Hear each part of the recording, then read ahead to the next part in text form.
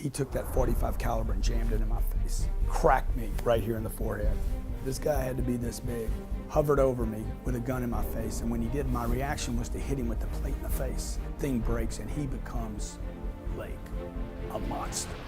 Blood's coming down.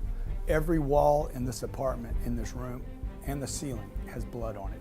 This was the exclamation mark on where my life had gone from being a good kid to this far from dying. I spent 3 days in the hospital, and I'm like, I'm done.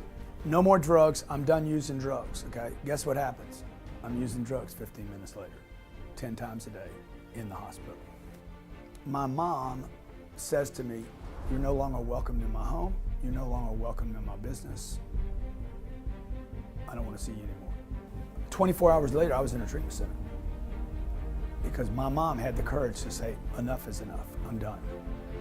I go to this treatment center, I'm there 30 days. For the first 30 days in 7, 8, 9 years, I don't use drugs. And before I leave, the counselor grabs me and the counselor says to me, look dude, I'll see you back here. Probably, if you don't die, I'll see you back here. And I'm like, what are you talking about, dude? I'm not coming back here. And he's like, oh no, you're coming back. All you're ever gonna be is a drug addict. You need to give up all the ideas of writing books, speaking to audiences, being rich. I always wanted to be rich. I wanted financially to be rich my whole life. I wanted to be my dad. I wanted to be the guy that could take care of his family. They said, you need to give up all those ideas and settle for one thing, not using drugs again. 25 years old, moved back into my mom's house. Tell my mom, let me live back in the house. I'm coming back, I'm not using drugs, and I'm gonna rebuild my life. From that day on at 25, I made some commitments. Number one was, I cannot afford free time. Every time I had free time, I got in trouble. So I knew I had to, 1, eliminate the old bad friends. 2, I had to keep all free time busy. And I said, what are you good at, Grant? And I'm like, what are you good at? What are you really good at? And I'm like, I'm good at going all the way. Because even with the drugs, I was an all the way kind of guy, right? I need to 10X everything. Like 10 was that number. My dad died when I was 10. I was using drugs 10 times a day. I was trying to quit 10 times a day. I'm like, you got to start liking something, man. And more importantly, you got to get good at something. So I said, I'm going to take the job that I don't like and I'm going to get great at it. It was a sales job that I hated. Every day I would go to work early. I'd stay late. Okay, I was doing 10-hour days, at least 10 hours. If I needed to make 1 call, I would make 10. If I needed to see 1 customer, if I thought I needed to see 1 customer, I would fill it up with 10 customers. Whatever I thought I needed to do, I literally took this drug problem and poured this obsession with destruction into an obsession with, I'm gonna just 10 times everything, keep myself busy. I studied everything, I became a fanatic. Some therapist, some psychiatrist is gonna say, oh, this dude's got ADD. I've already been told that, please. I've had every label that the psychs put in books, I've been labeled that, okay? Look, I never had any of those problems.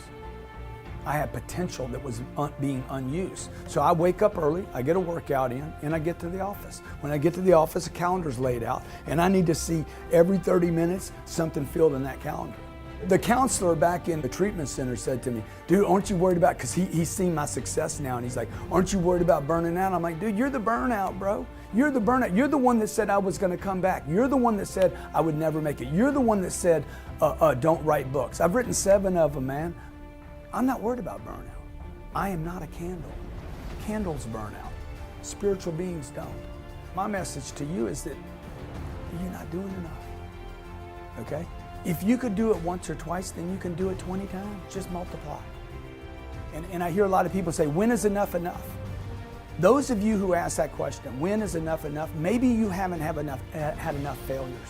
Because if you get disappointed and disgusted enough with your life, you will not ask, when is enough success enough? I want to give people permission to be complete addicts, junkies, obsessed, maniacs, all in freakazoids that do everything 10 times more than you think you need to.